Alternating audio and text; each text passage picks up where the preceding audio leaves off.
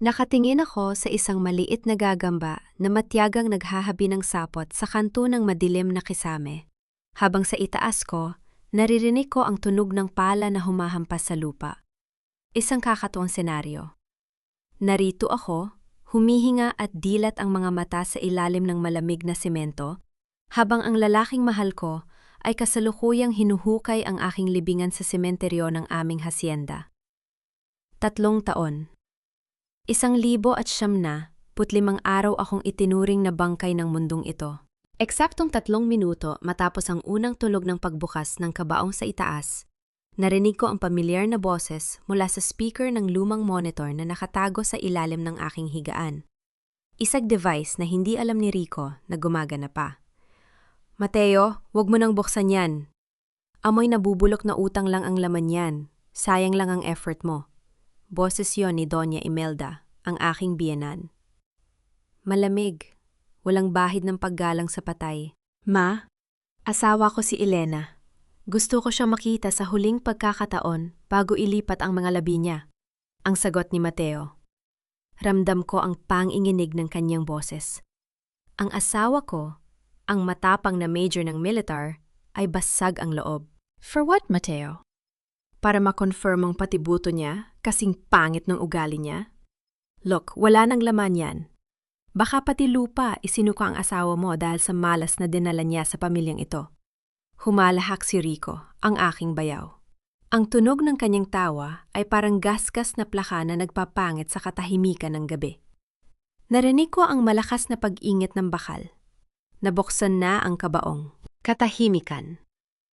Isang nakabubulag na katahimikan ang namayani sa kabilang linya. Alam ko ang nakikita nila. Mga bato, lumang unan, at isang pirasong damit na puno ng putik. Walang buto. Walang Elena. "Where is she? Bakit walang laman ang kabaong ni Elena?" ang sigaw ni Mateo. Ang tunog ng kanyang boses ay parang pagputok ng baril sa gitna ng digmaan. Oh my God! Mateo! See? I told you! Mabilis na sigaw ni Imelda. Ang boses niya ay biglang naging hysterical. Isang acting na pang best actress sa teleserye. Tumakas siya! "Sinabi ko na sa'yo 3 taon na ang nakalipas, hindi siya namatay sa accident. Niloko ka niya. Pinunuan niya ng bato ang kabaong niya para isipin nating patay na siya habang sumasama siya sa ibang lalaki dala ang pera ng hasyenda." "That's impossible. Nakita ko ang crash site," angil ni Mateo. "Pero hindi mo nakita ang bangkay, di ba? Dahil yung pulis na binayaran mo, na malamang ay kasabwat niya, ang nag-asikaso ng lahat." "Mateo, anak, gumising ka. Elena played us. At ngayon, dahil sa kahihiyang ito, kailangang pirmahan mo na ang waiver sa lupa.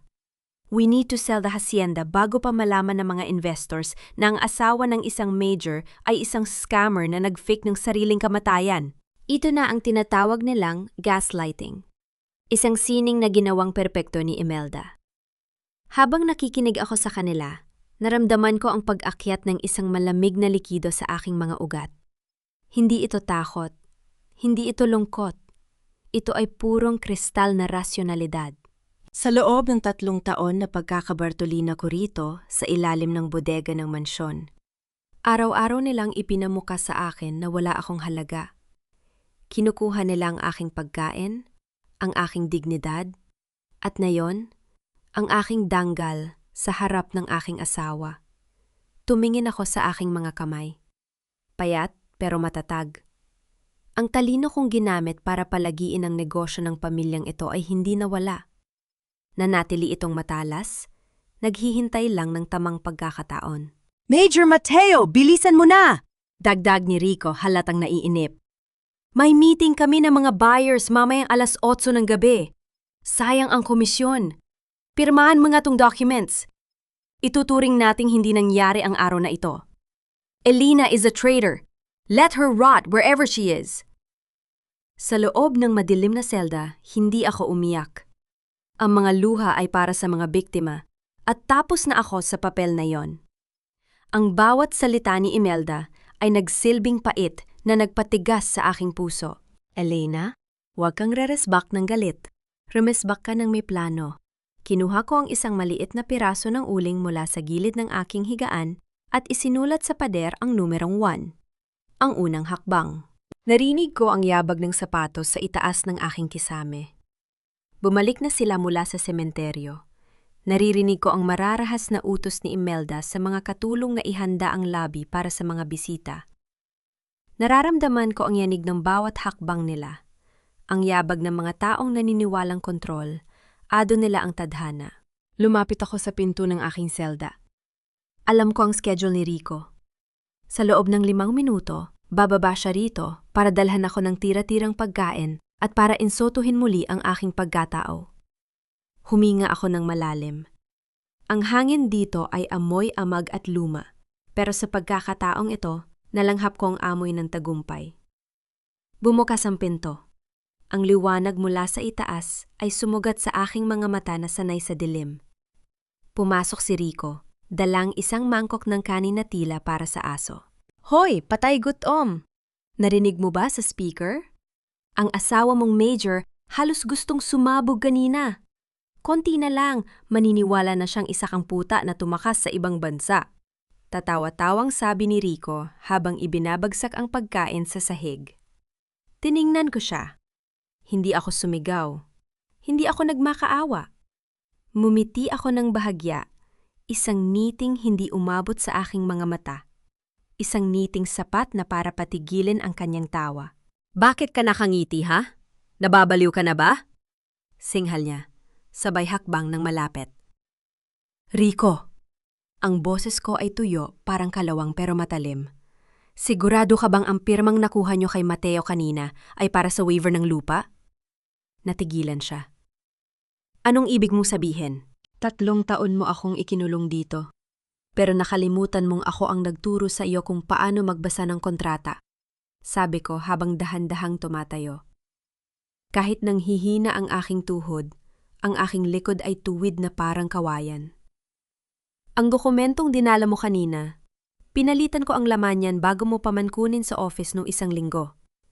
Ang pinirmahan ni Mateo ay hindi waiver. Ito ay isang utos para sa internal audit ng lahat ng bank accounts mo. Namutla si Rico. Ang kanyang mayabang na tindig ay unti-unting gumuho. Hindi. Imposible. Nakalock ang office. Walang lock ang hindi kayang buksan ng taong walang nang mawawala, Rico. Lumapit ako sa kanya. Ang distansya namin ay halos ilang pulgada na lang. Amoy alak siya. Amoy kasakiman. Ngayon, umakyat ka sa itaas. Harapin mo ang mga investors mo. At tandaan mo ang mukhang ito.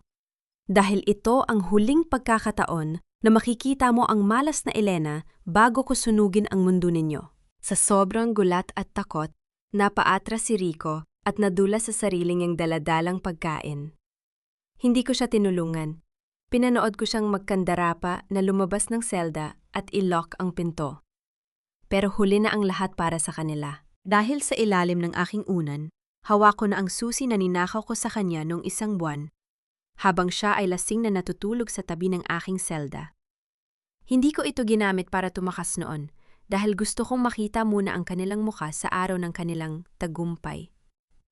Ngayon, ang Major ay nasa itaas.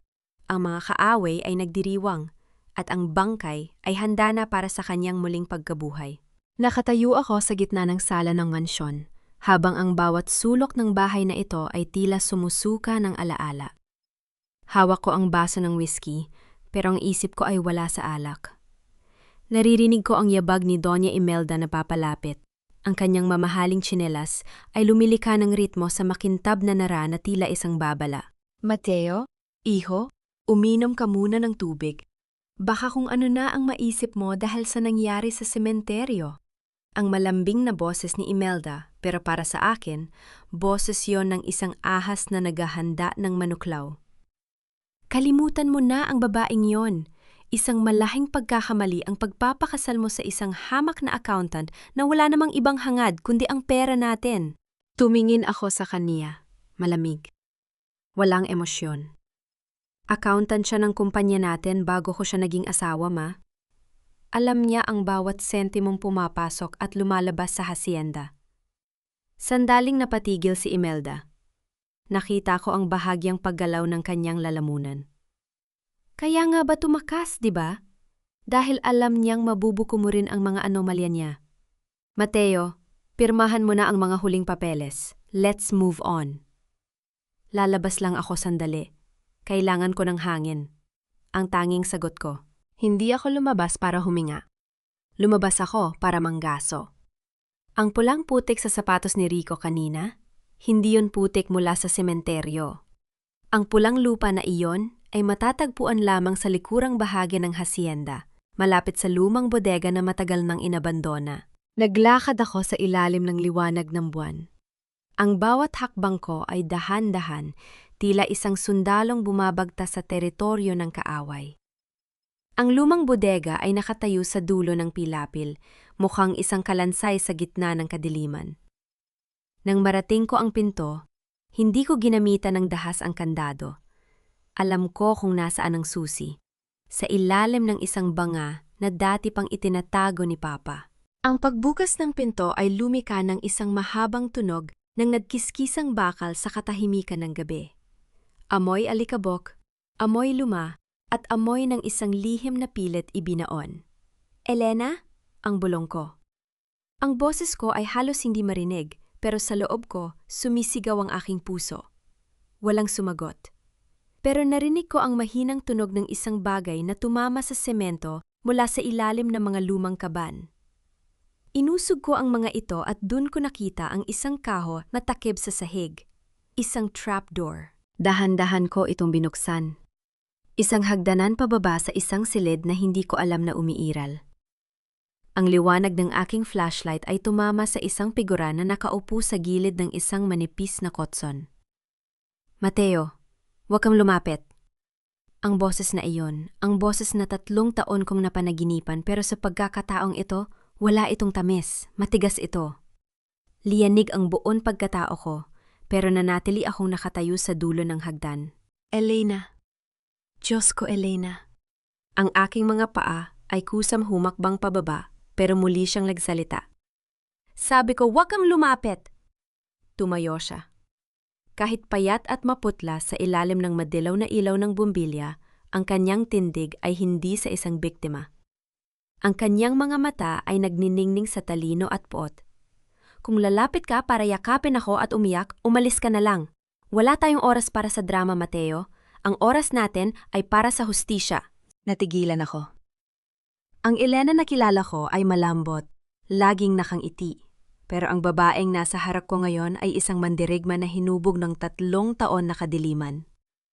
Sino ang gumawa nito sa'yo? Si Rico? Si Mama? Ang tanong ko. Ang aking kamao ay nagngangalit na sa pagnanais na pumatay. Sila, pero hindi mo sila susugurin ngayon, Mateo. Sabi niya habang naglalakad palapit sa akin. Sa pagkakataong ito, hinayaan niya akong makita ang kanyang mukha. May maliit na pilat sa kanyang pisngi, pero mas maganda siya ngayon dahil sa apoy na nasa kanyang mga mata. Kung susugurin mo sila ngayon, makukulong ka lang. At ang gusto ko ay yung makita silang namamale mo sa kalsada bago sila mabulok sa bilangguan. Hinawakan niya ang aking kamay. Malamig ang kanyang balat, pero ang hawak niya ay mahigpit. Isang pangako. Akala nila, ibinaon nila ang isang accountant na madaling takutin. Hindi nila alam, ibinaon nila ang nag-iisang tao na nakakaalam kung nasaan ang bawat nakaw na yaman nila. Ang muling sabi ni Elena. Ang kanyang boses ay parang isang talim na humahati sa hangin. Mateo, kailangan ko ang military precision mo. Ibigay mo sa akin ang 3 araw. 3 araw na magpapanggap kang talunan. 3 araw na hahayaan mong isipin nilang panalo sila. Anong plano natin? Ang tanong ko. Sa sandaling yon, isinuko ko ang aking awtoridad bilang major. Sa digmaang ito, si Elena ang general. Numiti siya. Isang ngiting malamig pa sa bangkay na hinanap ko kanina. Gagamitin natin ang pinakamalaking kahinaan ni Imelda, ang kanyang takot sa multo at ang kanyang kasakiman sa pera. Mateo, bukas, sabihin mo sa kanya na pumapayag ka ng ibenta ang hacienda, pero sa isang kondisyon. Ano? Na ang pirmahan ay magaganap dito mismo sa bodega, sa gabi ng anibersarya ng pagkamatay ko. Naramdaman ko ang kilabot sa aking batok. Hindi dahil sa takot, kundi dahil sa labis na paghanga sa rasyonalidad ng aking asawa. Gusto niyang iyain ang mga ito sa mismong lugar kung saan nila sinubukang patayin ang kanyang pagkatao. Elena, hindi ba ito delikado? Ang mas delikado, Mateo, Ay ang hayaan silang matulog ng mahimbing habang ako ay gising sa ilalim ng lupa. Sagot niya. Lumapit siya at sa unang pagkakataon, idinikit niya ang kanyang no sa akin. Naramdaman ko ang kanyang hininga. 3 taon akong naghintay, Mateo. 3 taon akong nagbilang ng bawat hakbang nila sa itaas ko. Ngayon, ako naman ang magpapahakbang sa kanila sa tugtog ko. Sa gitna ng madilim na hamngam, sa ilalim ng amoy ng lupa at alikabok, nabuo ang isang alyansa na mas matatag pa sa anumang bakal. Ang paghihiganti ay hindi na lamang isang emosyon. Ito ay isang arhitektura na binuo ng talino at pasensya. Sige, ang bulong ko. Gawin natin. Umalis ako sa bodega nang hindi siya nililingon dahil alam ko sa susunod naming pagkikita, hindi na sa dilim ang aming tagpuan. Ang liwanag ng katotohanan ang susunog sa lahat ng mga traidor. Habang naglalakad ako pabalik sa mansyon, nakita ko si Rico na nakatayo sa balkona, henaninigarilyo at kampating nakatingin sa malawak na lupain. Nuumiti ako sa dilim. Magsaya ka na, Rico, dahil ang lupang inaapakan mo ay siya ring lulamon sa'yo. Malamig ang semento sa ilalim ng aking mga paa, pero mas malamig ang mga salitang naririnig ko mula sa speaker ng aking monitor. Nakaupo ako sa madilim na sulok ng aking selda, tila isang reyna sa gitna ng kanyang wasak na kaharian, habang pinakikinggan ang pamilya ko sa itaas na nag-aalmusal sa ibabaw ng aking libingan. Mateo, anak, tikman mo itong longganisa, espesyal ito, galing pa sa vegan. Boses iyon ni Doña Imelda. Maririnig ang kalansing ng mamahaling kutsara at tinidor na tumatama sa porselana. Mga kagamitang ako ang bumili, pero ngayon ay ginagamit nila sa pagdiriwang ng aking kawalan. Salamat, Ma. Wala akong gana. Tipid na sagot ni Mateo. Ramdam ko ang bigat sa bawat salita niya.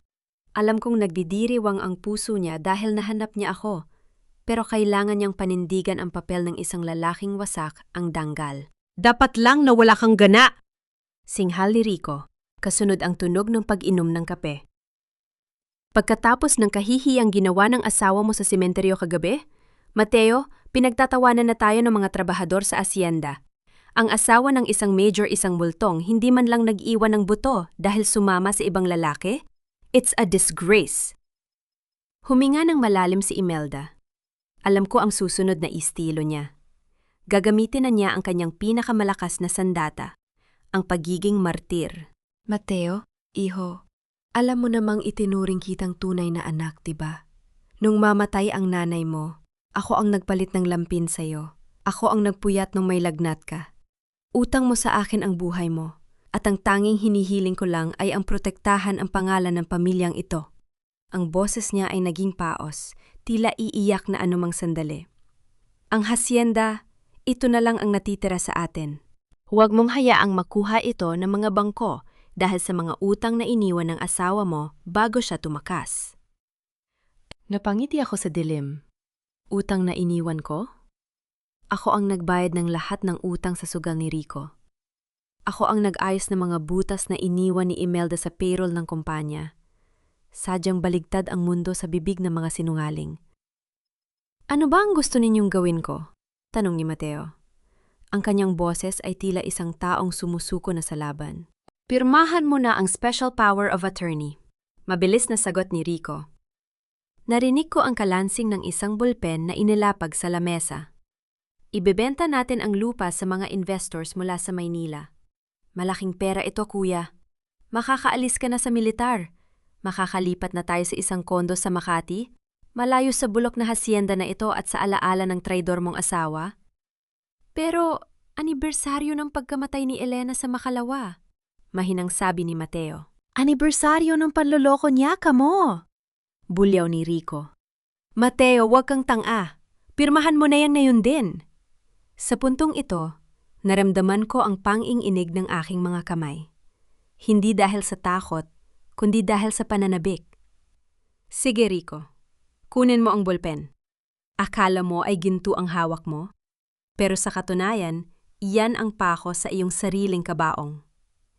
Sige, sabi ni Mateo matapos ang mahabang katahimikan. Pipirmahan ko, pero may isang kondisyon. Narinig ko ang biglang pagtigil ng tunog ng pagkain sa itaas. Alam kong nagkatinginan ng mag-ina. Anong kondisyon? Tanong ni Imelda. Ang boses niya ay puno ng paghihinala. Gusto ko, ang mga buyers ay pumunta rito sa hacienda sa gabi ng anibersaryo ni Elena. Doon tayo pipirma ng final deed of sale sa lumang bodega, sabi ni Mateo. Ang bawat salita niya ay eksaktong ayon sa itinuro ko kagabi. Gusto kong doon tapusin ang lahat sa lugar kung saan huling nakita ang sasakyan ni Elena bago ang accident. Isang huling paalam para sa lahat. Bakit sa bodegang yon? Maalikabugtun at madilim, reklamo ni Rico. Dahil doon ko gustong gawin, Rico. Kung ayaw nyo, hindi ako pipirma. Matigas na sagot ni Mateo. Isang gabi lang. Isang oras. Pagkatapos nun, sa inyo na ang lahat ng pera. Hahatiin natin ang patas. Sige, deal! Mabilis na sagot ni Rico. Halatang nasilaw na sa salitang pera. Ma, payagan mo na. Isang gabi lang naman sa bodegang yon, tapos milyonaryo na tayo. Narinig ko ang mahinang buntong hininga ni Imelda. Fine. Kung yan ang kailangan para matapos na itong sumpa ni Elena, gagawin natin. Tatawagan ko ang mga investors. Sasabihin ko sa kanila ang lokasyon. Narinig ko ang pag-urong ng mga upuan. Tapos na ang almusal. Tapos na ang kanilang plano. Pero ang sa akin, magsisimula pa lang. Isinandal ko ang aking ulo sa malamig na pader ng selda. Sa aking isipan, nakikita ko na ang eksena. Ang bodegang iyon, na naging impyerno ko sa loob ng 3 taon, ay magiging entablado ng kanilang pagbagsak. Kinuha ko ang isang maliit na suklay na itinago ko sa loob ng 3 taon, ang tanging bagay na naiwan sa akin mula sa labas. Dahan-dahan kong isinuklay ang aking buhok. Kahit marumi, kahit payat, sisiguraduhin kong sa gabi ng anibersaryo, magmumuka akong reynang nagbangon mula sa kabilang buhay. Imelda? Rico? Bulong ko sa hangin. Ihanda ninyo ang inyong mga luha.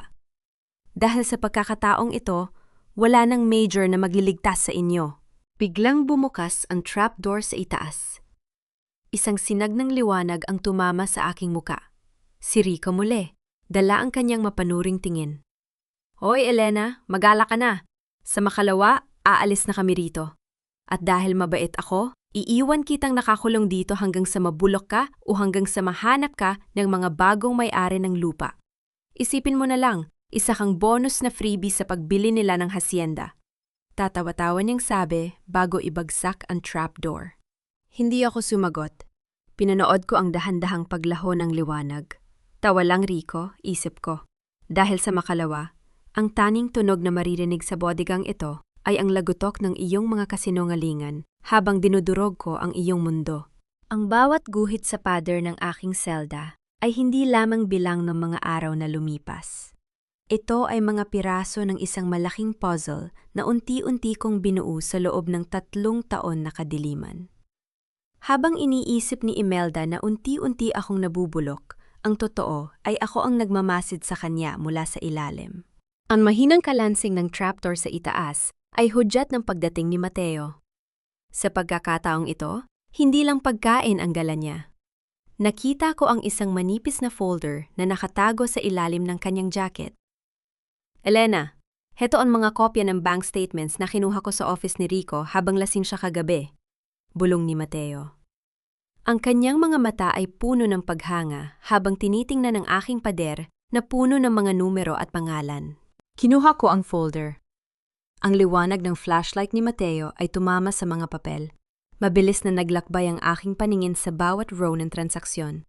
Bilang isang senior financial auditor bago ang accident, ang mga numerong ito ay parang isang wika na ako lang ang nakakaintindi. Tingnan mo ito, Mateo. Turo ko sa isang paulit-ulit na wire transfer patungo sa isang offshore account sa Cayman Islands. Ito ang dahilan kung bakit pilit nilang ibinebenta ang hacienda. Hindi sila baon sa utang. Ang totoo, ninanakawan nila ang estate ninyo at inililipat ang pera sa labas Para kapag namatay ang papa mo, wala nang matira sa'yo. Mga hayop. Angel ni Mateo. Ang kaniyang panga ay nagngangalit sa galit. Pero bakit kanila ikinulong, Elena? Bakit hindi ka na lang nila pinatay kung pera lang ang habol nila? Huminto ako. Ang alaala ng gabing yon ay muling bumalik, ang amoy ng nasusunog na gulong at ang boses ni Imelda sa telpo. Dahil bago ang crash, nakita ko ang medical report ni Papa. Ang boses ko ay naging kasing lamig ng semento. Hindi namatay si Papa sa atake sa puso, Mateo. Nilalason siya ni Imelda gamit ang digitalis. Isang gamot sa puso na kapag sobra ang dosage ay nakamamatay pero mahirap makita sa autopsy. Ikinulong nila ako dahil gusto nilang malaman kung nasaan ang orihinal na report at ang thumb drive na naglalaman ng ebidensya. Hinawakan ni Mateo ang aking balikat. Ang kanyang kamay ay nanginginig sa matinding emosyon. At nasaan ang ebidensyang yon? Numiti ako ng bahagya. Isang niting puno ng pait at tagumpay. Nakatape sa ilalim ng kabaong ko, Mateo. Alam kong hindi nila bubuksan ang kabaong na yon dahil sa takot at pandidire. Ang bakanting hukay na nakita mo kahapon? Yon ang kaisa-isang lugar na hindi nila kailanman papasukin. Napatitig sa akin si Mateo. Sa sandaling yon, alam kong naintindihan niya na ang asawang nasa harap niya ay hindi lamang nakaligtas, kundi ay nag-evolve. Sila ang naglibing sa akin, dugtong ko. Pero nakalimutan nilag ang inilibing nila ay hindi biktima, kundi isang testigo. At ngayon, ako ang magiging arkitekto ng kanilang pagbagsak. Inabot ko sa kanya ang isang pirasong papel na sinulatan ko ng mga instruksyon. Ipadala mo ang mga numerong ito sa dati kong kasamahan sa audit firm. Sabihin mo oras na para sa isang surprise inspection. At siguraduhin mong ang mga investors na darating sa makalawa ay ang mga taong tinuro ko sa iyo. Nakaayos na ang lahat, Elena, sagot ni Mateo. Pero may isang bagay pa. Paano kung maghinala si Imelda? Huwag kang mag-alala, sabi ko habang tinitingnan ang monitor na nakakonekta sa CCTV ng mansyon. Magsisimula na tayo sa psychological warfare, Mateo. Kailangan mong tawagan si Imelda ngayon din gamit ang isang unknown number. Sa itaas, sa marangyang sala ng mansyon, nakaupo si Doña Imelda habang hinahaplos ang kanyang mamahaling perlas. Biglang tumunog ang kanyang telepono. Ang screen ay blanko, walang numero. Hello? Iritableng sagot ni Imelda. Walang sumagot sa kabilang linya sa loob ng ilang segundo. Ang tanging maririnig ay ang mahina at ritmikong tunog ng tubig na pumapatak. Ang tunog na naririnig ko araw-araw sa aking selda. Sino ito? Rico, kung laro ito, hindi ako natutuwa, sigaw ni Imelda. Pagkatapos, isang boses ang bumulong, isang boses na parang nanggagaling sa kailaliman ng lupa. Mama, ang ganda ng perlas mo. Bagay na bagay sa dugong nasa kamay mo. Binitawan ni Imelda ang telepono. Ang mamahaling gadget ay bumagsak sa sahig at nabasag ang screen, pero patuloy pa rin ang tunog ng pagpatak ng tubig mula rito. Namutla ang kanyang mukha. Ang kanyang mga kamay ay nagsimulang manginig. Imposible, bulong niya sa sarili. Patay na siya. Patay na ang babaeng yon. Mula sa ilalim ng lupa, pinanood ko ang kanyang reaksyon sa monitor. Ang takot na nakaguhit sa kanyang mukha ay ang unang bayad sa 3 taon kong pagdurusa. Huminga ako ng malalim at isinandal ang aking likod. Ang arhitekto ay tapos na sa kanyang plano. Ngayon, ang mga pader ng mansyon na ito ang magsisilbing bilangguan para sa kanila. At ang bawat segundong lilipas ay magdadala sa kanila ng mas malapit sa apoy. Mateo, tawag ko sa kanya bago siya umakyat muli. Ihanda mo ang sarili mo. Sa makalawa, hindi lang hacienda ang mababawi natin. Mababawi natin ang hustisya para sa papa mo. Umalis si Mateo na may bagong ningning sa mga mata. Ang takot ay wala na sa panig namin. Nilisan niya ang dilim, bit-bit ang mga sandata ng katotohanan na ako mismo ang nagpanday. Ang takot ay parang laso na dahan-dahang gumagapang sa mga ugat. Hindi nito pinapatay ang katawan ng mabilisan, kundi unti-unti nitong nilalamon ang katinuan hanggang sa wala nang matira kundi paranoia. Mula sa aking monitor sa ilalim ng lupa, pinapanood ko ang unti-unting pagguho ng kahariang itinayo ni Imelda sa ibabaw ng mga kasinungalingan. Gabi na, at ang mansyon ay balot ng isang uri ng katahimikan na tila ba ang mga pader mismo ay naghihintay ng isang hudyat. Nakita ko si Imelda sa screen, pabalik-balik sa kanyang silid, hawak ang kanyang rosaryo na tila ba ang bawat butil niyon ay makapaglitas sa kanya mula sa kanyang sariling konsensya. "Rico! Halika rito!" sigaw ni Imelda. Ang kanyang boses ay basag, malayo sa mapagmataas na tono na narinig ko sa mesa kanina. Pumasok si Rico sa silid. Namumula ang mga mata at halatang bangag, na naman sa kung anong ipinagbabawal na gamot na ginagamit niya para patahimikin ang kanyang takot. "Ano na naman ba, ma? Gabi na, natutulog ang tao." "Amoy sampagwita rito, Rico. Kanina pa. Ipinasara ko na ang lahat ng bintana. Pero ang amoy? Amoy na amoy ko ang paboritong pabango ng babaeng yon." Ang hysterical na sabi ni Imelda habang pilit na inaamoy ang paligid. Ito ang unang bahagi ng plano namin ni Mateo. Kaninang hapon, habang naglilinis ang mga katulton, lihim na nag-spray si Mateo ng sampagwita oil sa mga kurtina ng silid ni Imelda. Isang maliit na detalye, pero sapat na para pukawin ang mga multo sa isipan ng aking biyenan. "Wala naman akong amoy, ma. Baka guni-guni mo lang yan dahil sa puyat," singhal ni Rico. Pero nakita ko ang pag-igting ng kanyang balikat nang mapansin niya ang isang bagay sa ibabaw ng kanyang kama. Isang lumang lakit na pilak. Ang lakit na ibinigay sa akin ni Mateo nung aming unang anibersaryo. Ang lakit na kinuha ni Rico sa akin bago niya ako itulak sa hamnam. "Paano ito napunta rito?" sigaw ni Rico. Dahan-dahan niyang kinuha ang lakit. Ang kanyang mga kamay ay nanginginig. "Iniwan ko ito sa vault ko. Nakalock ang vault ko." Biglang pumasok si Mateo sa silid. Ang kanyang mukha ay blangko, parang isang estatwa. Pero ang bawat kilos niya ay puno ng kalkuladong panganib. "May problema ba rito?" tanong ni Mateo. Ang kanyang boses ay malalim at malamig, sapat na para patigilan ang paghinga ng mag-ina. "Mateo, look! Ang lakit ni Elena, narito sa kama ko!" hiyaw ni Rico. Kinuha ni Mateo ang locket at tiningnan ito ng matagal. Pagkatapos, tumingin siya kay Rico ng may halong pagtataka. "Anong locket? Rico, wala kang hawak na kahit ano. Bakit mo kinakausap ang hangin?" Natahimik ang buong silid. Maging ako na nanonood sa monitor ay naramdaman ng bagsik ng gaslighting na ginagawa ni Mateo. Napaka-epektibo, napakatalim. "Anong wala? Heto hawak ko!" sigaw ni Rico. Pero sa paningin na Mateo at Imelda, na sadyang pinagkasunduan naming linangin, ay tila ba nawawala na sa sarili si Rico? "Rico, anak, wala ka talagang hawak." Bulong ni Imelda.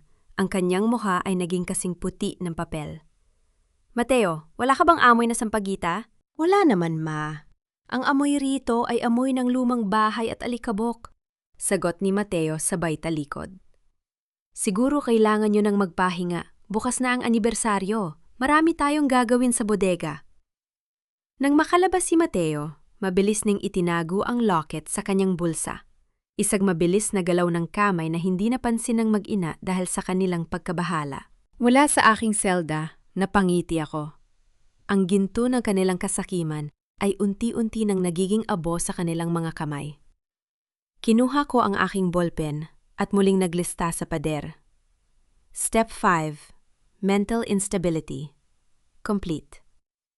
"Elena?" bulong ko sa sarili ko habang tinitingnan ang aking refleksyon sa madilim na monitor. "Hindi sapat na makuha natin ang pera. Gusto kong panoorin silang mawalan ng katinuan bago natin ibigay ang huling hatol." Maya-maya pa, nakita ko sa screen si Rico na lumabas ng silid at naglakad patungo sa bar para uminom. Habang dumadaan siya sa madilim na pasilyo, isang puting figura ang mabilis na dumaan sa dulo ng koridor. "Sino yan?" sigaw ni Rico. Nabitawan niya ang kanyang baso at ang tunog ng pagkabasag niyon sa sahig ay tila isang kampana ng kamatayan sa katahimikan. Wala siyang nakitang sinuman. Pero sa pader na malapit sa kanya, may isang mensaheng nakasulat gamit ang pulang lipstick. Ang paborito kong kulay. See you at the warehouse, Rico. Kumaripas ng takbo si Rico, pabalik sa kanyang silid, sumisigaw at humihingi ng tulong. Pero ang tanging sumagot sa kanya ay ang mahinang ihip ng hangin na nagdadala ng amoy ng sampagwita. Sa ilalim ng lupa, isinandal ko ang aking ulo sa pader. Naramdaman ko ang pagtibok ng aking puso, hindi dahil sa takot, kundi dahil sa isang uri ng kasiyahan na ngayon ko lang naramdaman sa loob ng 3 taon. Ang lason ay kumakalat na, Imelda. At bukas, ang antidote ay nasa kamay ko. Pero hinding-hindi ko ito ibibigay sa inyo. Tumingin ako sa orasan. Ilang oras na lang. Ang anibersaryo ay hindi magiging isang pag-alaala sa patay. Ito ay magiging isang pagdiriwang ng muling pagkabuhay at ng isang malupit na pagbabayad puri. Sa bawat segundong lumilipas, nararamdaman ko ang tensyon sa itaas ng aking kisame. Ang mansyon ay hindi na isang tahanan. Ito ay naging isang malaking bitag na ako mismo ang nagdisenyo. Nakaupo ako sa tapat ng aking monitor. Pinagmamasdan ang pagpasok ng mga investor sa pangunguna ni Ate Valdez, ang dati kong mentor sa audit firm na siyang tanging nakakaalam na ako ay buhay pa. Welcome, Ate Valdez. Pasensya na kayo kung medyo magulo ang bahay. Ang boses ni Imelda. Halatang pilit na nagpapakita ng otoridad kahit na ang kanyang mga kamay ay hindi tumitigil sa paglaro sa kanyang perlas. Walang anuman, Doña Imelda. Alam nating lahat na ang negosyo ay hindi naghihintay, lalo na ang ganito kalaking deal sa asyenda. Sagot ni Ate Valdez. Ang kanyang boses ay propesyonal, malamig at walang bahid ng emosyon. Eksakto sa itinuro ko sa kanya. Nakita ko si Rico sa gilid, pawis na pawis at patingin-tingin sa paligid. Ang paranoia na itinanim namin kagabi ay malalim na ang ugat. Ang bawat kaluskos ng hangin o paggalaw ng kortina ay tila isang banta para sa kanya. Here's the contract. Inilatag ni Ate Valdez ang makapal na dokumento sa lamesa. Kailangan nating matapos ang pirmahan ngayon para mailipat ang pondo sa inyong offshore account bago mag-weekend. Offshore account? Tanong ni Mateo, kunwari ay nagulat. Bakit kailangan sa labas ng bansa ang pera, ma? Mabilis na sumingit si Rico. Kuya, para sa security yan. Alam mo namang magulo ang ekonomiya ngayon? Mas ligtas ang pera natin doon. Napanghiti ako sa dilim. Ligtas? Ang account na yon ay hindi sa kanila. Yon ay isang dummy account na kontrolado ni Ate Valdez kung saan ang bawat sentimong papasok ay otomatikong madidistribute sa mga taong ninakawan nila sa loob ng maraming taon. I need to read this first, sabi ni Imelda habang kinukuha ang kanyang salamin. Ito ang critical na bahagi. Ang pahina 42 ng kontrata ay naglalaman ng isang special clause. Sa paningin ng isang ordinaryong tao, mukha itong standard indemnity agreement. Pero sa ilalim ng rasyonal na pagbabasa, ito ay isang legal na pag-amin na ang lahat ng pondong ililipat ay galing sa ilegal na aktibidad at sila ay kusang sumusuko sa anumang investigasyon. Mom, just sign it. Ate Valdez is a professional. We don't have all day. Pagmamadali ni Rico. Nakita ko ang pag-irap ni Rico sa kanyang ina. Alam ko ang iniisip niya. Gusto na niyang makuha ang kanyang cut para makatakas sa mga utang niya sa sugal. Wait, Rico. I'm checking the figures, sagot ni Imelda. Pero ang kanyang konsentrasyon ay agad na naantala nang biglang bumukas ang pinto ng library nang walang nagtutulak. Isang malamig na hangin ang pumasok sa silid na nagpabagsak sa isang frame ng litra to sa ibabaw ng lamesa. Ang litrato ng aking namayapang biyenan, ang asawa ni Imelda. Diyos ko! Bulalas ni Imelda, sabay hawak sa kanyang dibdib. Bakit bumukas ang pinto? Baka hindi lang nakalock ng maayos, ma, sabi ni Mateo habang dahan-dahang isinasara ang pinto. Huwag kang kabahan. Pirmahan mo na para matapos na tayo. Ang takot ay isang mahusay na pampabilis ng desisyon. Dahil sa kagustuhang makaalis sa silid na iyon at matapos ang nararamdamang kilabot, hindi na binasa ni Imelda ang huling bahagi. Kinuha niya ang bulpen at mabilis na idinaan ang tinta sa papel.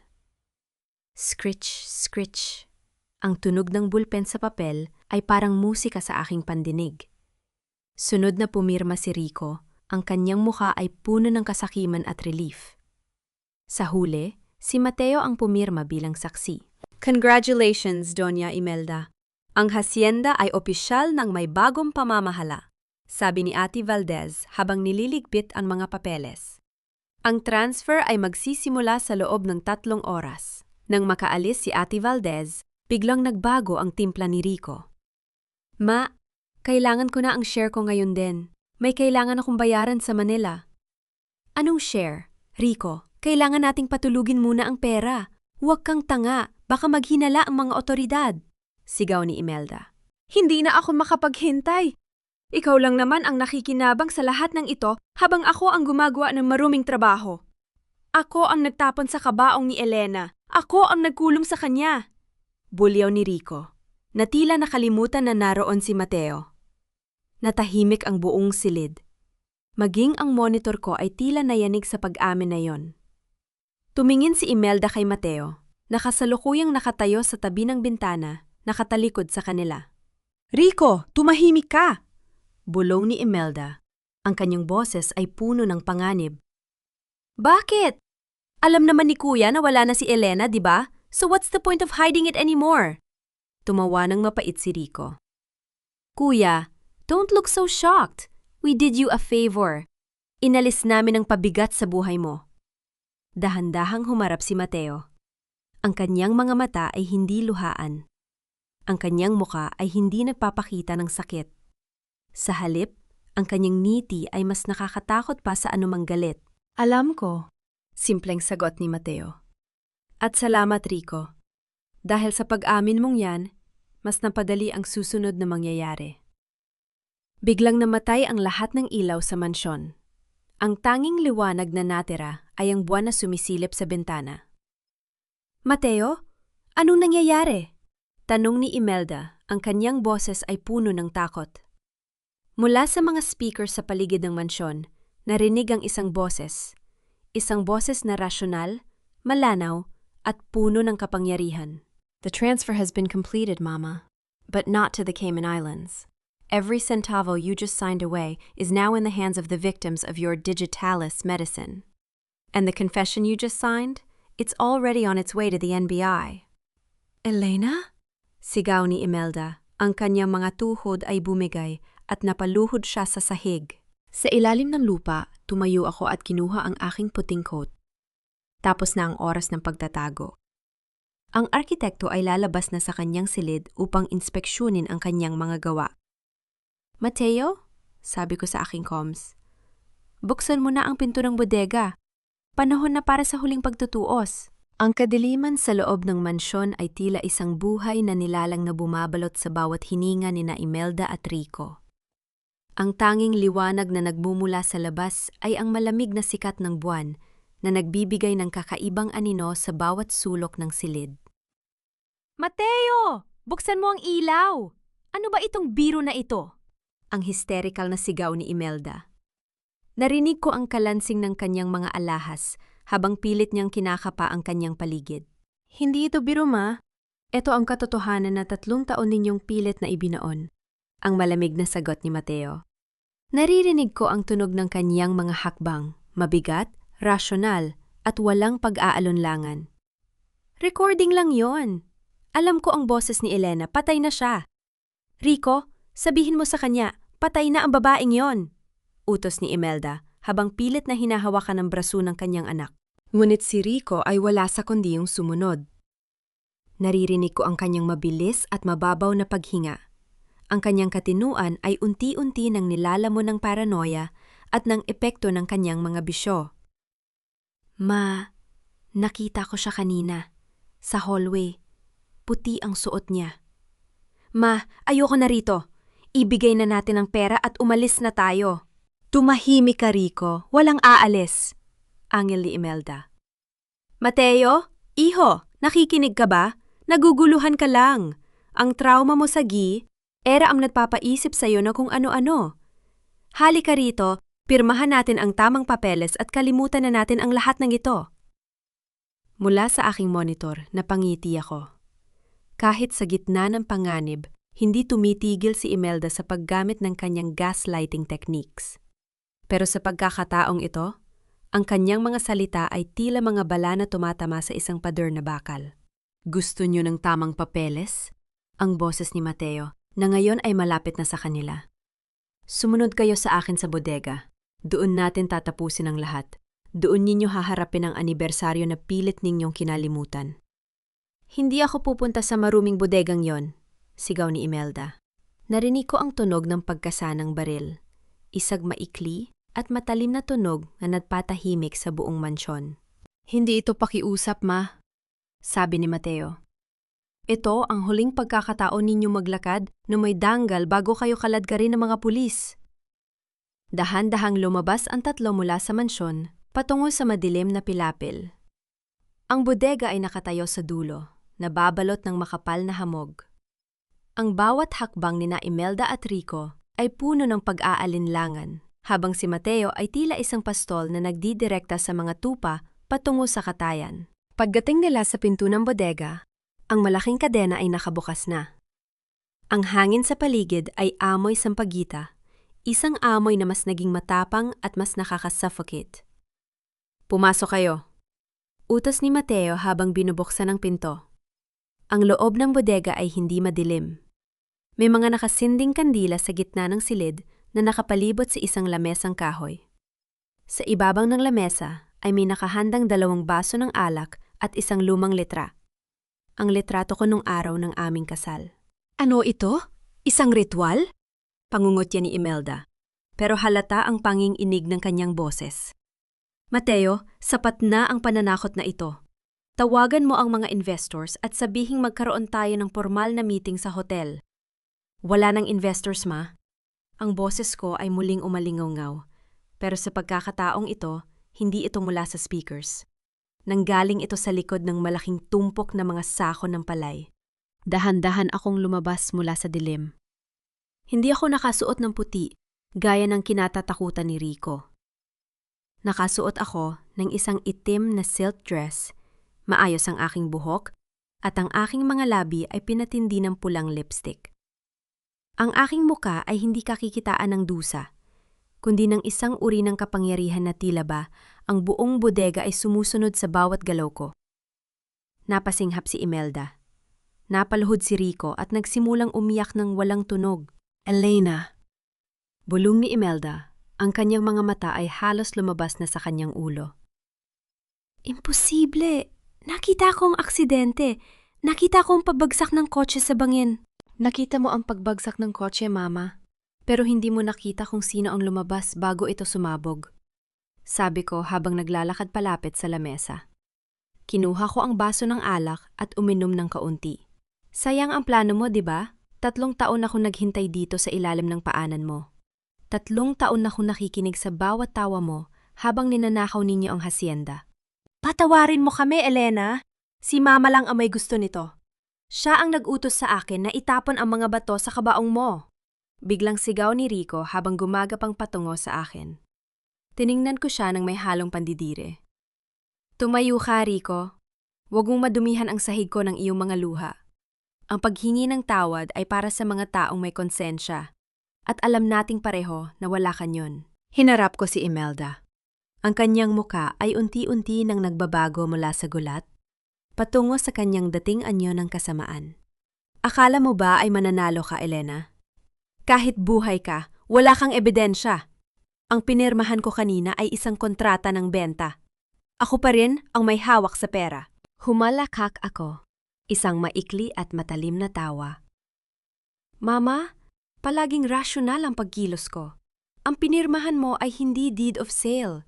Ito ay isang waiver of assets at isang voluntary confession sa ilalim ng Anti-Money Laundering Act. At ang boses mo sa library kanina? Ang pag-amin ninyo dalawa, rekordado ang lahat. Namutla si Imelda. Ang kanyang mundo ay tuluyan ng gumuho. Mateo, Tawag ko sa aking asawa nang hindi inaalis ang tingin kay Imelda. Panahon na para tapusin ang pasyam na ito. Dalhin mo na sila sa labas. Naghihintay na ang mga otoridad. Hindi! Hindi ako sasama! Sigaw ni Imelda habang pilit na tumatakbo patungo sa pinto. Pero hinarangan siya ni Mateo.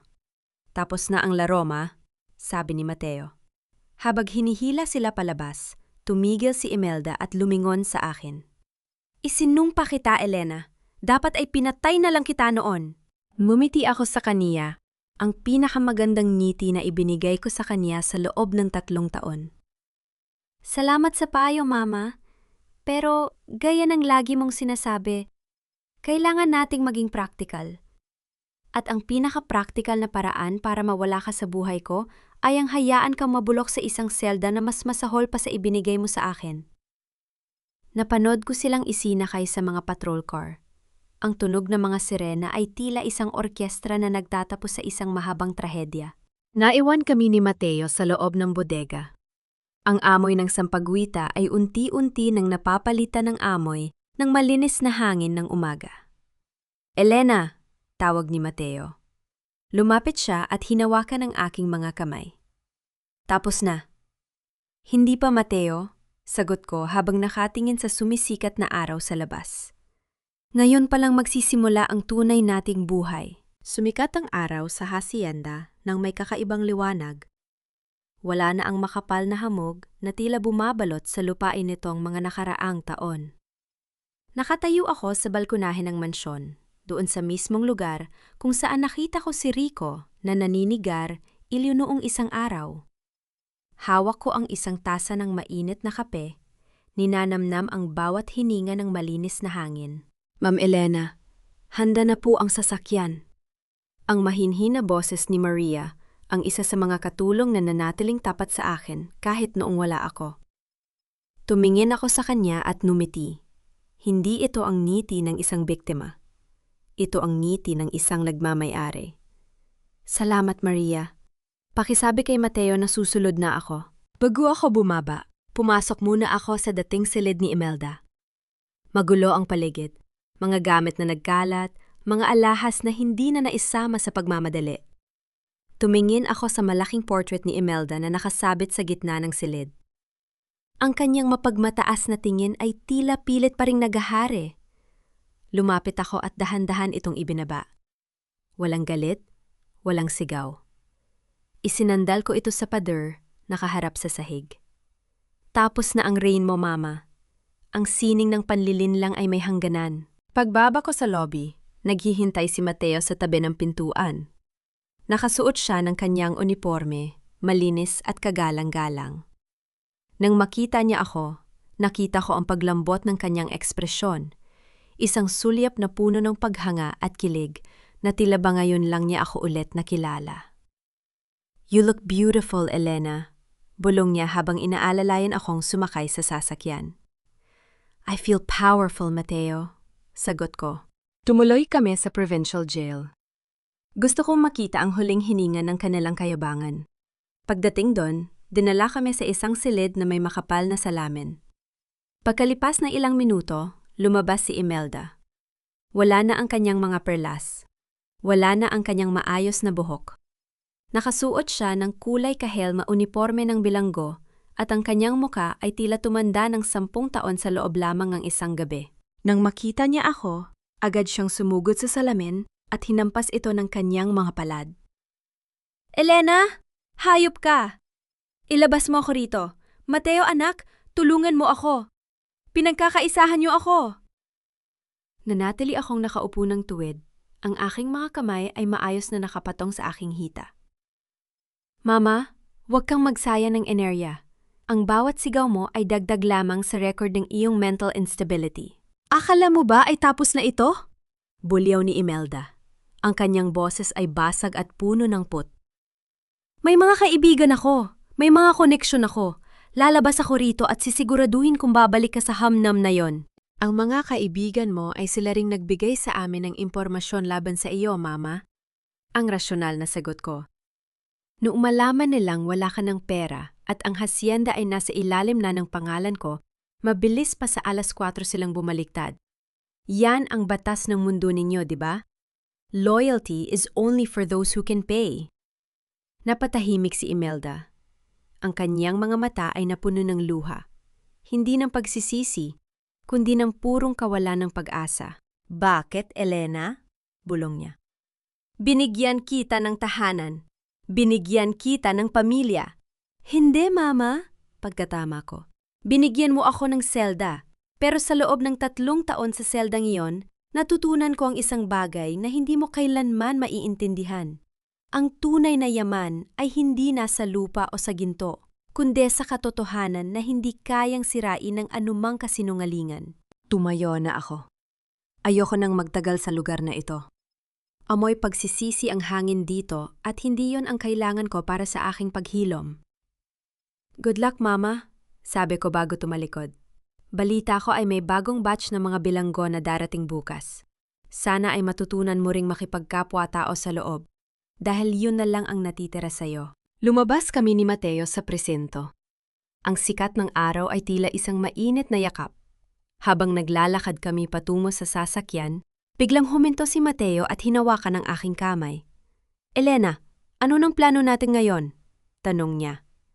Ang kanyang boses ay puno ng pag-asa. Tumingin ako sa malayo, sa direksyon ng hacienda. Gagawa tayo ng bago, Mateo. Ang hacienda ay hindi na magiging simbolo ng takot. Gagawin natin itong isang foundation para sa mga kababaihang naging biktima ng pang-aabuso. Gagamitin natin ang yaman na pilit nilang minakaw para makatulong sa iba-iba. Hinila ko ni Mateo pabalik at dahan-dahang idinikit ang kanyang no sa akin. Naramdaman ko ang kanyang init, ang kanyang katapatan. Sa pagkakataong ito, hindi ko naramdaman ang bigat ng nakaraan. Naramdaman ko ang gaan ng hinaharap. Kasama mo ako, Elena, sa bawat hakbang, bulong niya. Ngumiti ako at sa unang pagkatun, naramdaman ko ang isang tunay na kapayapaan. Ang Nucor ay hindi lamang nanalo sa laban. Nahanap din niya ang kanyang sarili sa gitna ng gulo. Tara na, Mateo, sabi ko. Marami pa tayong gagawin. Sumakay kami sa sasakyan at iniwan ang madilim na bahagi ng aming buhay sa likuran. Ang bawat pag-ikot ng gulong ay tila isang hakbang palayo sa trahedya at palapit sa isang bagong simula kung saan ang husti, siya at pag-ibig ay magkasamang naghahari. Ang mesa sa library na dati ay puno ng mga baso ng alak ni Rico ay malinis na ngayon. Sa ibabaw nito ay nakalatag ang mga spreadsheet, bank ledgers at mga kontrata na tinitingnan ko nung may rasyonal na pananaw. Ang kape ko ay lumamig na, pero ang isip ko ay nananatiling mainit at matalas. Elena, kanina ka pa riyan. Kailangan mo ring magpahinga. Ang malambing na paalala ni Mateo habang inilalapag ang isang platito ng biskwit sa tabi ko. Sandali na lang ito, Mateo. May nakita akong butas sa mga huling transaksyon ni Rico. Sabi ko, nang hindi inaalis ang tingin sa screen ng aking laptop. May isang taong nagngangalang Don Arnaldo. Nagpahiram siya ng malaking halaga kay Rico kapalit ng kaisa-isang titulo ng lupain na hindi pa naisalin sa pangalan mo. Pag-upa man makasagot si Mateo, narinig namin ang tunog ng isang malakas na sasakyan na pumarada sa tapat ng mansyon. Sinundan ito ng mabibigat na hakbang sa lobby at ang boses ni Maria na pilit pinipigilan ng isang bisita. Hindi po kayo pwedeng pumasok ng walang pahintulot ni Ma'am Elena, sigaw ni Maria. Tabi! Ako ang nagmamayari ng kalahatan ng hacienda na ito ngayon, ang baritono at mayabang na boses ng isang lalaki. Tumayo ako. Inayos ko ang aking salamin at ang aking blusa. Tumingin ako kay Mateo at tumango. Isang hudyat na kontrolado ko ang lahat. Sabay kaming lumabas sa library at hinarap ang lalaking nagngangalang Don Arnaldo. Siya ay mataba, puno ng gintong alahas, at may hawak na isang makapal na sigar na hindi man lang niya itinapon sa loob ng bahay ko. So, ikaw pala ang asawa ni Mateo na nagbangon mula sa hukay. Pangungutya ni Don Arnaldo habang tinitingnan ako mula ulo hanggang paa. Maganda ka nga, iha, pero ang kagandahan ay hindi nakakabayad ng utang. Hawak ko ang promissory note ni Rico, 50 milyong piso, o ibigay niyo sa akin ang hilagang bahagi ng hacienda. Ngumiti ako ng bahagya. Lumapit ako sa kanya, hindi bilang isang babaeng natatakot, kundi bilang isang auditor na nakahanap ng mali sa record. Don Arnaldo, maupo kayo. Mukhang kailangan nating pag-usapan ang konsepto niyo ng utang. Wala nang dapat pag-usapan. Narito ang pirma ni Rico. Iwinasiwas niya ang isang papel sa mukha ko. Ang pirmang iyan ay nakuha niyo noong gabi na lasing si Rico sa kasino niyo, di ba? Ang malamig na tanong ko habang binubuksan ang folder na dala ko.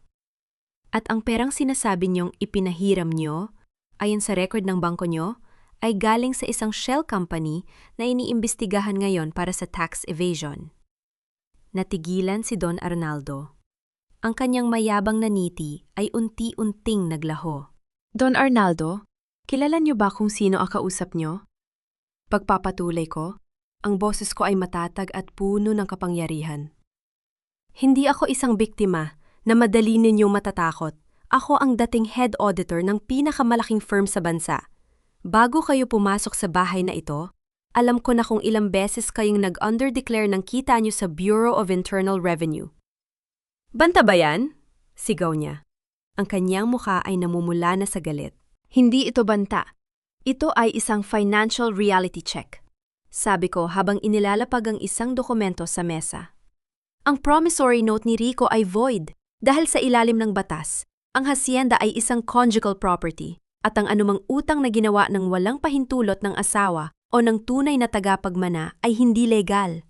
At pangalawa, kung hindi kayo lalabas sa bahay na ito sa loob ng 3 minuto, ang email na nakadraft sa laptop ko na naglalaman ng lahat ng ebiden siya ng inyong money laundering ay direktang pupunta sa Anti-Money Laundering Council. Nanahimik ang buong labi. Maririnig ang mahinang tunog ng pag-ikot ng electric fan at ang mabigat na paghinga ni Don Arnaldo.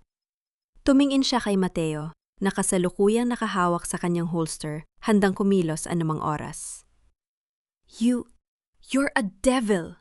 Bulong ni Don Arnaldo. No, Don Arnaldo, sagot ko habang ipinapakita ang pinto. I'm just a woman who spent 3 years in a hole, learning how to bury people like you with their own greed. Labas! Walang nagawa ang matanda, kundi ang mabilis na lumabas ng mansyon, halos madapa pa siya sa pagmamadali patungo sa kanyang sasakyan. Pinanood namin ang kanyang pag-alis hanggang sa maging alikabok na lang ang makikita sa kalsada. Huminga ng malalim si Mateo at niyakap ako mula sa likuran. Ipinatong niya ang kanyang baba sa aking balikat. Sabi ko na nga ba, hindi mo kailangan ng baril para manalo sa giyera? Ang talino ang pinakamatalim na sandata, Mateo. Sabi ko habang sumasandal sa kanya. Pero salamat sa pagtayo sa likuran ko. Mas madaling maging matapang kapag alam kong narito ka. Humarap ako sa kanya at hinawakan ang kanyang muka. Mateo, may huling bagay akong kailangan gawin. Kailangan kong bumalik sa Hamnam. Hindi para magtago, kundi para kunin ang huling naiwan ni Papa. Anong naiwan niya? Tanong ni Mateo. Isang susi, sagot ko. Isang susi sa isang safety deposit box na hindi alam ni Imelda. Isang susi na magbubukas sa tunay na tadhana ng pamilyang ito. Ngunit bago pa kami makakilos, tumunog ang telepono ni Mateo. Isang tawag mula sa ospital ng bilangguan. Major Mateo, kailangan niyo pong pumunta rito, sabi ng boses sa kabilang linya. Si Rico, nagtangka siyang wakasan ng sariling buhay. At bago siya mawala ng malay, may isinulat siyang pangalan sa pader gamit ang kanyang dugo. Kaninong pangalan? Tanong ni Mateo. Tumingin sa akin si Mateo. Ang kanyang muka ay puno ng pagtataka at kaba. Elena, hindi pangalan mo ang isinulat niya?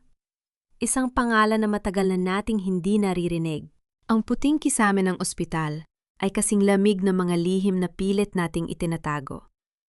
Habang naglalakad kami ni Mateo sa pasilyo, ang tanging maririnig ay ang mabagal at ritmikong tunog ng aming mga sapatos sa makintab na sahig. Amoy gamot, amoy disinfectant, isag amoy na nagpapaalala sa akin na kahit anong yaman natin, lahat tayo ay marupok sa harap ng kamatayan. Nang marating namin ang kwarto ni Rico, hinarang kami ng isang gwardiya. Tumango si Mateo, ang kanyang muka ay tila bakal sa tigas.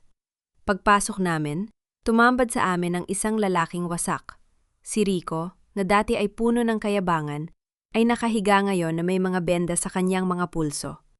Maputla siya, tila isang anino ng kanyang dating sarili. Ngunit hindi ang kanyang kalagayan ang nakakuha ng aking atensyon. Sa puting pader sa tapat ng kanyang kama, may isang pangalang nakasulat gamit ang matingkad na pula, tila isang tuyong tinta na nagmula sa sarili niyang mga ugat. Isabela. Naramdaman ko ang biglang paghigpit ng hawak ni Mateo sa aking kamay. Ang kanyang paghinga ay naging mabigat at nakita ko ang pagpatak ng pawis mula sa kanyang no. Isabela, bulong ni Mateo. Ang kanyang boses ay puno ng panginginig na ngayon ko lang narinig sa loob ng maraming taon. Si Isabela, ang aking ina. Mateo, akala ko ba ay namatay siya sa panganganak? Ang tanong ko habang nilalapitan ng pader. Hinaplos ko ang tuyong dugo. Rasyonal ang aking isip. Sinusubukang pagdugtong-dugtungin ang mga piraso ng puzzle. Dahan-dahang imulat ni Rico ang kanyang mga mata. Nang makita niya kami, hindi siya natakot. Sa halip, isang mapait na ngiti ang lumitaw sa kanyang mga labi. Kuya, niloko tayo ni Mama. Lahat tayo biktima ni Imelda. Ano ang ibig mong sabihin, Rico? Sigaw ni Mateo. Handa na sana siyang sugurin ng kapatid kung hindi ko lang siya hinawakan sa braso. Sa ilalim ng hamngam, doon sa sulok kung saan nakatago ang mga lumang kaba ni Papa, hirap na sabi ni Rico. Bawat salita ay tila isang tinik sa kanyang lalamunan. Nakahanap ako ng mga sulat. Hindi namatay si Isabela sa panganganak. Ipinatapon siya ni Imelda. Binayaran niya ang mga doktor para sabihing patay na siya para makuha niya si Papa at ang hasyenda. Naramdaman ko ang tila paghinto ng mundo. Ang kalupitan ni Imelda ay hindi lang pala hanggang sa akin. Nagsimula ito sa mismong babaeng nagbigay ng buhay kay Mateo. Ang paghihiganti ko ay tila naging maliit kumpara sa haba ng panahong ninakaw niya sa mag-ina. Nasaan siya? Tanong ni Mateo. Ang kanyang mga mata ay naniningkit sa galit. Nasaan ang nanay ko? Hindi ko alam. Pero ang susi na hawak ni Elena, turo ni Rico sa akin. Iyon ang susi sa safety deposit box sa lumang bangko sa bayan. Nandun ang address. Nandun ang huling liham ni Isabela para sa iyo, Mateo. Pinilit niyang bumalik, pero binuweltahan siya ni Imelda ng blackmail. Tumingin sa akin si Mateo. Ang kanyang mga mata ay nagsusumamo. Sa sandaling iyon, alam ko na ang misyon ko ay nagbago. Hindi na lamang ito tungkol sa asyenda o sa aking kaligtasan. Tungkol na ito sa pagbabalik ng pagkatao ng lalaking nagligtas sa akin. Pupunta tayo sa bangko, Mateo, sabi ko ng may rasyonal na determinasyon. Ngayon din. Lumabas kami ng ospital nang hindi na nililingon si Rico. Hinayaan ko siyang maiwan dun sa kanyang sariling impyerno ng pagsisisi. Habang nagmamaneho si Mateo patungo sa bayan, ang katahimikan sa loob ng sasakyan ay puno ng tensyon. Nang marating namin ang lumang bangko, mabilis kaming pumasok. Ipinakita ko ang susi at ang aking mga dokumento. Dinala kami sa isang silid sa ilalim ng lupa. Isang lugar na pamilyar sa akin ang lamig at katahimikan. Nang mabuksan ang safety deposit box, tumambad sa amin ang isang makapal na sobre at isang lumang kwintas na may pendant na hugis puso. Kinuha ni Mateo ang sobre at binasa ang liham sa loob. Habang nagbabasa siya, ang kanyang mga balikat ay nagsimulang gumuho. Ang matapang na major ay napaluhod sa malamig na semento. Yakap ang sobre sa kanyang dibdib. Buhay siya, Elena, hikbi niya. Ipinatapon siya sa isang kumbento sa malayo. At sa loob ng 3 dekada, pinaniwala siyang ako naman ang namatay. Niyakap ko si Mateo. Inilubog ko ang aking mukha sa kanyang leeg. Naramdaman ko ang init ng kanyang mga luha. Sa sandaling iyon, ang aking rasyonal na puso ay napuno ng matinding habag. Ang bawat sentimo ng yaman ni Imelda ay hindi sapat para bayaran ang krimeng ito. Hahanapin natin siya, Mateo. Bulong ko. At sisiguraduhin nating malalaman ni Imelda na nabigo siya, na ang pag-ibig ay mas malakas kaysa sa kanyang mga kasinungalingan. Kinuha ko ang kwintas at isinuot ito sa aking sarili. Isang simbolo na ang digmaang ito ay hindi patapos. Kung akala ni Imelda ay nakuha na niya ang kanyang huling hatol sa loob ng selda, nagkakamali siya. Biglang tumulog ang alarm ng bangko. Hindi ang tunog ng magnanakaw, kundi ang emergency signal mula sa labas. Mula sa monitor ng seguridad, nakita namin ang isang grupo ng mga armadong lalaki na pumasok sa lobby. Ang mga tauhan ni Don Arnaldo. Elena, hindi sila basta mga linta, sabi ni Mateo habang binubunot ang kanyang baril. Sila ang mga taong binabayaran ni Imelda mula sa loob ng kulungan para ubusin tayo, bago natin mahanap ang katotohanan. Tumingin ako sa kaisa-isang pinto ng vault. Kami ay nakakulong muli sa ilalim ng lupa. Pero sa pagkakataong ito, hindi ako nag-iisa. At sa pagkakataong ito, hindi ako maghihintay ng 3 taon. Mateo? Sabi ko habang kinukuha ang aking cellphone para i-activate ang security override na itinuro sa akin ni Ate Valdez. Ihanda mo ang bala mo. Ako naman ang magpapapatay ng ilaw sa kanila. Ang hangin sa loob ng silid ng mga safety deposit box ay naging kasing bigat ng bakal. Naririnig ko ang marahas na pagkalampag sa pintong bakal sa labas. Ang tunog ng mga taong walang takot sa batas dahil ang kanilang budi ay nabili na ng ginto ni Imelda. Mateo, may 3 minuto tayo bago nila mawasak ang lock, ang bulong ko. Ang aking boses ay hindi nanginginig. Sa katunayan, ang aking utak ay parang isang computer na mabilis na nag-aanalisa ng bawat anggulo ng silid. Elena, manatili ka sa likod ko. Huwag kang lalayo, sagot ni Mateo habang tinitingnan ang kanyang baril. Ang kanyang mga mata ay naniningkit. Ang kanyang buong pagkatao ay bumalik sa pagiging isang major na nasa gitna ng giyera. Hindi, Mateo. Hindi tayo pwedeng lumabas ng barilan lang ang dala natin. 10 sila, 2 lang tayo. Sabi ko habang binubuksan ang control panel ng seguridad sa gilid ng pader. Bilang dating auditor ng bangkong ito, alam ko ang isang lihim na hindi alam ng mga magnanakaw na nasa labas. Ang bangkong ito ay may halon gas system para sa fire suppression. Kapag na-activate ko ito, mawawalan sila ng oxygen sa loob ng 10 segundo. At tayo? Tanong ni Mateo. May mga emergency masks sa ilalim ng desk na yan. Turo ko sa mesa ng vault custodian. Mateo, kailangan nating gawin ito ng mabilisan. Sa sandaling bumukas ang pinto, hihinga sila ng malalim para sumigaw. Yon ang pagkakataon natin. Narinig namin ang malakas na pagtunog ng bumigay na lock. Ang pintong bakal ay dahan-dahang bumukas, na lumili ka ng isang mahabang tunog ng pagkiskis sa sahig. Nakita namin ang mga anino ng mga lalaking may hawak na mahahabang baril. Na yun! Sigaw ko sabay piga sa switch ng control panel. Isang maputing usok ang mabilis na bumalot sa buong lobby ng vault area. Naririnig ko ang mga hiyaw ng pagkagulat na agad na palitan ng mga tunog ng pag-ubo at paghingal. Ang halon gas ay malupit. Hindi ito nakikita pero nararamdaman ng baga ang bawat segundo ng kawalan ng hangin. Isinuot namin ni Mateo ang aming mga mask. Sa gitna ng puting usok, si Mateo ay tila isang anino ng kamatayan. Mabilis siyang kumilos, isugsi pa sa kamay ng isa, isang suntok sa panga ng iba. Hindi siya gumamit ng bala kung hindi kinakailangan.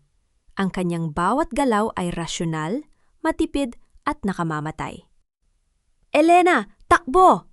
Sigaw ni Mateo habang hinahawakan ng aking kamay. Tumakbo kami sa gitna ng mga lalaking nakahiga sa sahig, pilit na humihinga. Nang marating namin ang exit, ang sariwang hangin ng gabi ay sumalubong sa amin. Pero hindi pa kami ligtas. Sa labas, nakatayo si Don Arnaldo sa tabi ng kanyang sasakyan, nanonood habang ang kanyang mga tauhan ay isa-isang bumabagsak. Akala niyo ba ay ganun lang kadali yun? Sigaw ni Don Arnaldo. Itinaas niya ang kanyang kamay, handang mag-utos sa isa pang grupo ng mga lalaki na nasa paligid. Ngunit bago pa siya makapagsalita, ang buong paligid ay nabalot ng asul at pulang liwanag. Ang tunog ng mga sirena ay umaling-awngaw mula sa lahat ng direksyon. Isang grupo ng mga sundalo, sa ilalim ng utos ng dating kasamahan ni Mateo, ay mabilis na pinalibutan ang lugar. Don Arnaldo, ibaba mo ang iyong mga kamay! Ang boses mula sa megaphone ay matatag at puno ng awtoridad. Napangiti ako habang nakasandal sa dibdib ni Mateo. Sabi ko sa'yo, Mateo, tinawagan ko na ang reinforcement bago pa tayo pumasok sa loob. Rasyonal na pagpaplano, di ba? Nabitawan ni Don Arnaldo ang kanyang cigar. Ang kanyang mukha ay napuno ng purong takot nang makita niya ang mga baril na nakatutok sa kanya. Sa loob ng isang gabi, ang makapangyarihang linta ay naging isang kaawa-awang insekto. Nang masecure na ang lugar, lumapit sa amin ang isang opisyal. Major Mateo, Ma'am Elena, ligtas na ang lahat. Nakuha na rin namin ang impormasyon tungkol sa kinaroroonan ni Isabela. Naramdaman ko ang pagginig ng katawan ni Mateo. Hindi ito takot, kundi ang pag-asa na 30 taon niyang itinago. Nasaan siya? Tanong ni Mateo. Ang kanyang boses ay paos sa matinding emosyon. Sa isang maliit na kumbento sa dulo ng Ilocos, sagot ng opisyal. Naghihintay siya sa inyo. Tumingin sa akin si Mateo. Ang kaniyang mga mata ay puno ng pasasalamat. Elena, salamat. Kung hindi dahil sa'yo, baka nabulok na ako sa galit at kasinungalingan. Huwag kang magpasalamat sa akin, Mateo. Sabi ko habang hinahaplos ang kanyang muka. Nagpasya tayong maglakad sa katotohanan ng magkasama. At ngayon, oras na para buuin muli ang pamilya na pilit nilang winasak. Sumakay kami sa sasakyan, hindi patungo sa hacienda, kundi patungo sa Hilaga.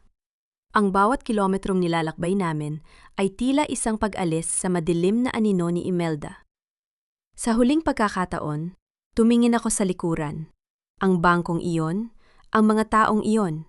Sila ay bahagi na lamang ng isang nakaraang hindi na muling makakabalik. Mateo, tawag ko sa kanya habang nakatingin sa mga bituin sa langit. Handa ka na bang makita ang iyong ina? Hinawakan niya ang aking kamay at mahigpit na piniga ito. Handa na ako, Elena. Dahil sa tabi ko, alam kong wala na akong dapat ikatakot. Habang bumabaybay kami sa madilim na kalsada, naramdaman ko ang isang uri ng katahimikan na hindi ko naramdaman sa Hamgam. Ito ang katahimikan ng isang taong malaya. Ang Nukur ay hindi na kailangang lumaban pa. Kailangan na lang niyang magmahal. Ang bawat pag-ikot ng gulong ng aming sasakyan patungo sa Ilocos ay tila isang pagbaklas sa mga huling bakod ng nakaraan. Habang pinagmamasdan ko ang malawak na dagat sa gilid ng kalsada, naramdaman ko ang alat ng hangin sa aking balat. Isang paalaala na ang mundo ay malawak malayo sa 4 na sulok ng Hamgam na naging mundo ko sa loob ng 3 taon. Elena, tignan mo! Mahinang sabi ni Mateo habang itinuturo ang isang lumang kumbento na gawa sa puting bato sa dulo ng isang bangin. Ang kumbentong iyon ay tila isang bantay sa gitna ng kawalan. Pagbaba namin ng sasakyan, sinalubong kami ng katahimikan na tila nanggagaling sa kailaliman ng kasaysayan. Naririnig ko ang mahinang tunog ng mga kampana mula sa malayo at ang hampas ng alon sa mga bato sa ibaba. Isang matandang madre ang sumalubong sa amin. Kayo ba ang asawa at anak ni Isabela? Tanong niya. Ang kanyang boses ay puno ng kapayapaan. Tumango si Mateo. Ang kanyang kamay ay mahigpit na nakahawak sa akin. Dinala kami ng madre sa isang maliit na hardin sa likod ng kumbento. Doon, sa ilalim ng isang puno ng nara, nakaupo ang isang babaeng nakasuot ng simpleng puting damit. Kahit maputi na ang kanyang buhok at puno ng kulubot ang kanyang mga kamay, ang kanyang tindig ay marangal, ang pinagmulang lakas ni Mateo. Mateo? Ang tawag niya. Ang boses ni Isabela ay tila isang mahinang ihip ng hangin na nagpabagsak sa lahat ng pader na itinayo ni Mateo sa kanyang puso. Hindi na naghintay si Mateo. Lumapit siya at lumuhod sa paanan ng kanyang ina. Walang malakas na iyak, walang hiyaw. Ang tanging maririnig ay ang mahinang paghikbi ni Mateo habang isinisiksik ang kanyang mukha sa mga kamay ni Isabela. Ang 30 taon na pananabik ay ibinuhos sa isang tahimik na yakap. Lumapit ako at tumayo sa tabi nila. Tumingin sa akin si Isabela. Ang kanyang mga mata ay tila nakakakita sa kailaliman ng aking kaluluwa. Ikaw ba ang babaeng nagligtas sa aking anak?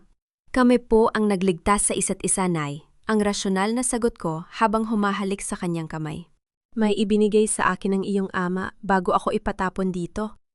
Bulong ni Isabella habang kinukuha ang isang maliit na kahon mula sa kanyang bulsa. Ang tunay na huling habilin niya. Alam niyang darating ang araw na babaligtad ang mundo, at tanging ang mga taong dumaan sa dilim ang makakaunawa sa halaga nito. Nang buksan namin ang kahon, tumamad ang isang dokumento na hindi kailanman nakita ni Imelda. Ang hacienda ay hindi pala pag-aari ng pamilya ni Mateo lamang. Ito ay isang lupain na kailangang ibalik sa komunidad kapag napatunay ang nagkaroon ng katiwalian sa pamamahala. Ang huling alas laban kay Imelda. Pagbalik namin sa bayan, hindi na kami nag-aksaya ng panahon. Gamit ang testimonya ni Isabella at ang bagong dokumento, ang kaso laban kay Imelda at Rico ay naging selyado na. Wala ng abogado, wala ng koneksyon ang makakapagligtas sa kanila. Isang huling gabi sa hacienda, tumayo ako sa gitna ng malawak na lupain. Ang mansyon na dati ay simbolo ng takot ay unti-unti nang binabaklas ang mga lumang bahagi para gawing isang paaralan at center para sa mga kababaihan. Ang hamnam? Ipinasara ko na ito at tinakpan ng semento upang wala nang sinuman ang makaranas ng dilim na naranasan ko. Dumating ang balita mula sa bilangguan. Si Rico ay tuluyan ng nawalan ng katinuan habang si Imelda ay nananatiling mag-isa sa kanyang selda. Tinatawag ang mga pangalan ng mga taong wala na sa kanyang buhay. Ang kanilang parusa ay hindi lamang ang rehas, kundi ang katotohanang ang kanilang mga pangalan ay tuluyan ng binura ng kasaysayan. Elena, handa na ang lahat para sa opening ng foundation bukas, sabi ni Mateo habang yayakap ako mula sa likuran. Salamat, Mateo. Para ito sa lahat ng mga babaeng sinabihan na wala silang boses. Sabi ko habang nakatingin sa mga bituin. Para sa mga babaeng inilibing ng buhay pero piniling maging binhi para sa bagong simula. Humarap ako sa kanya at hinalikan siya ng mabilisan sa labi. Isang halik na puno ng pangako at tagumpay. Wala na tayong utang sa nakaraan, Mateo. Ang hinaharap ay atin na. Naglakad kami pabalik sa mansyon, magkahawak kamay sa ilalim ng liwanag ng buwan. Ang bawat hakbang namin ay may tunog ng paninindigan. Ang Nucor ay tapos na sa kanyang paghigante. Ngayon, siya na ang reyna ng kanyang sariling tadhana. Ang hacienda ay hindi na naging isang libingan. Ito ay naging isang hardin kung saan ang bawat bulaklak ay sumisibol mula sa abo ng isang masakit na nakaraan. At sa gitna ng hardin na yon, nakatayo ako. Hindi na biktima, hindi na bilanggo, kundi isang babaeng nahanap ang kaning liwanag sa sariling ang bilim. Isang taon ang mabilis na lumipas. Nakatayo ako sa harap ng isang malaking glass window ng aking opisina sa hacienda. Isang gusaling, hindi na amoy amag at lihim, kundi amoy ng bagong pintura at sariwang mga bulaklak. Ang Isabella and Elena Foundation ay opisyal nang nagbukas, at sa bawat sulok nito, naririnig ko ang tawanan ng mga bata at ang mga kwento ng pag-asa ng mga kababayhang dati ay tulad ko ring nabaon sa dilim. Tiningnan ko ang aking refleksyon sa salamin. Ang pilat sa aking pisngi ay nandoon pa rin, pero hindi ko na ito itinatago gamit ang makapal na makeup. Para sa akin, ito ay isang medalya, isang paalaala na dumaan ako sa impyerno at nagbalik ng mas matatag. Ma'am Elena, narito na po ang huling report mula sa provincial jail, sabi ni Ate Valdez habang inilalapag ang isang asul na folder sa aking lamesa. Binasa ko ang report ng may rasyonal na katahimikan. Si Rico ay inilipat na sa isang mental facility. Ang kanyang isip ay tuluyan ng bumigay sa bigat ng kanyang mga nagawa. Si Doña Imelda naman ay nananatiling nasa loob ng kanyang selda. Ayon sa report, wala siyang ibang kinakausap kundi ang sarili niyang anino. Paulit-ulit na binibilang ang mga perlas na wala na sa kanyang leeg. Ang kanyang kasakiman ang naging sarili niyang habambuhay na bilangguan. Sapat na yan, Ate Valdez, sabi ko habang isinasara ang folder. Ang hustisya ay hindi kailangang laging maingay. Minsan, ang pinakamabigat na parusa ay ang malimutan ka ng mundong pilit mong nakuha sa masamang paraan. Pinanood ko ang paglabas ni Ate Valdez bago ako naglakad patungo sa hardin. Doon, nakita ko si Mateo nakalaro ang isang batang lalaki, ang aming anak, na pinangalanan naming Gabriel, na ang ibig sabihin ay Diyos ang aking lakas. Sa tabi nila ay nakaupo si Isabela, na ngayon ay puno na ng sigla at ligaya habang pinagmamasdan ang kanyang apo. Naramdaman ko ang isang mainit na haplo sa aking balikat. Si Mateo yon. Ano ang iniisip mo, mahal ko? Iniisip ko lang kung gaano kalayo ang narating natin mula sa gabing binuksan mo ang bakanting hukay na iyon. Sagot ko habang sumasandal sa kanya. Hindi yun bakante, Elena. Pagtatama ni Mateo. Nandoon ang lahat ng sakit at galit na kailangan nating iwan para maging ganito tayo ngayon. Marami ang nagtatanong sa akin kung napatawad ko na ba si Imelda. Ang sagot ko ay simple. Ang pagpapatawad ay hindi nangangahulugang kailangang bumalik ang lahat sa dati. Pinatawad ko ang aking sarili sa pananatiling tahimik noon at pinalaya ko na ang aking puso mula sa poot. Pero ang hustisya ay hustisya. Kailangang bayaran ang bawat utang sa batas ng tao at ng Diyos. Ang aral na natutunan ko sa hamngam ay hindi kailanman mabubura. Ang kabutihan na walang lakas ay kahinaan, at ang pagmamahal na walang rasyonalidad ay kapahamakan. Ang isang tunay na nukur ay hindi iyong hindi kailanman nasaktan, kundi iyong babaeng ginamit ang kanyang mga sugat upang maging mas matalino, mas matapang, at mas malaya. Tumingin ako sa kalangitan. Ang araw ay unti-unti nang lumulubog, nagbibigay ng kulay ginto sa buong hasyenda.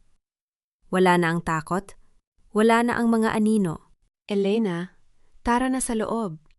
Handa na ang hapunan, tawag ni Isabela. Bumiti ako at hinawakan ang kamay ni Mateo. Sa aming bawat hakbang patungo sa aming tahanan, alam ko na ang aming kwento ay hindi na tungkol sa paghihigante. Ito ay tungkol sa muling pagkabuhay. Ang bangkay na hinanap nila sa hukay 3 taon na ang nakalilipas ay wala na roon. Dahil ang babaeng yon ay hindi namatay, siya ay nagtanim ng kanyang sarili sa lupa at ngayon siya ay isa ng punong matatag na hindi na muling mabubuwal ng anumang bagyo. Hustisya, kapayapaan, pag-ibig. Ang hatol ng panahon ay tapos na. At ako, si Elena, ay mananatiling buhay, malaya at reyna ng aking sariling tadhana.